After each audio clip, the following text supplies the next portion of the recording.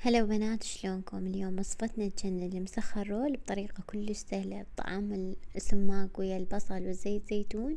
فشي يعني يستحق التجربة، ان شاء الله يعجبكم. راح نسوي خطوات بسيطة.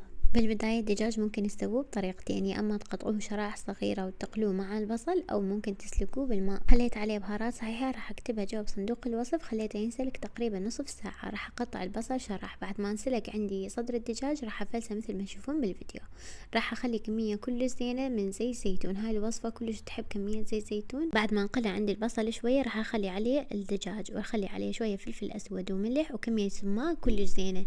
هاي الوصفة اهم شي داروها بالزيت زيتون والسماق. اني شوية قللت زيت الزيتون حتى اسويها صحية، بس هي صراحة بالزيت زيتون تكون كلش اطيب.